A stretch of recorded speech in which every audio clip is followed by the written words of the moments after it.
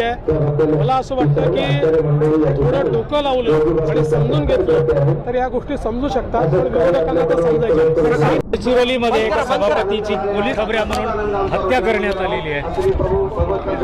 एक माजी सभापती आहेत, त्यांची हत्या करण्यात आलेली आहे आणि त्या ठिकाणी जो काही कागद माओवाद्यांनी ठेवलाय त्यात पोलिसांचा खबऱ्या असल्याबद्दल त्यांच्यावर आरोप करण्यात आलेला आहे।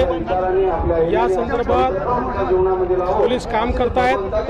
साधारणपणे कोणी केलं असेल याचा अंदाज त्यातनं येतो आहे आणि निश्चितपणे त्यांच्यावर कारवाई ही केली जाईल।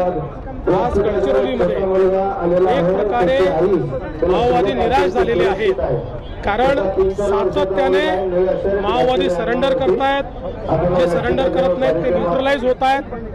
एक प्रकारे शेवटच्या घटका हा माओवाद मोजतोय, त्या निराशेतनं त्या फ्रस्ट्रेशनमधनं केलेली हत्या दिसते। पण ही हत्या करणाऱ्यांना महिन्याभरामध्ये या ठिकाणी जाब विचारायचा किंवा त्यांच्यावर कारवाई करायची अशा प्रकारे पोलिसांनी देखील निर्णय केलेला आहे। ही कारवाई होईल। रेल्वे बजेटचे रेल्वेसाठीचे बजेट दिले महाराष्ट्रात अर्बन सेवेसाठी 2000 कोटी दिले आणि बुलेट ट्रेनसाठी मात्र 4500 कोटी दिले आहेत।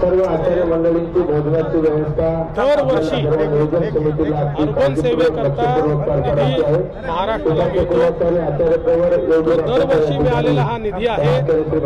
बुलेट ट्रेन करता फक्त कन्स्ट्रक्शनचा निधी मिळतो, त्यामुळे तो 4000 कोटी आहे। मला असं वाटतं की थोडं डोकं लावलं आणि समजून घेतलं तर या गोष्टी समजू शकतात, पण विरोधकांना तर समजायचं।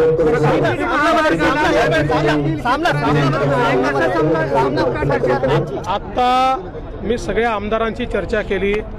आमदारांनी स्पष्टपणे सांगितलं की विरोध बिलकुल नाही, काही मूलभूत लोक विरोध करतायत, बाकीच्यांचा विरोध नाही। सगळ्या आमदारांनी मिळून मला सांगितलेलं आहे। एवढंच नाही तर ते कृती समितीला घेऊन आमच्याकडे येणार आहेत। कृती समिती देखील सांगणार आहे की आम्हाला हा महामार्ग पाहिजे।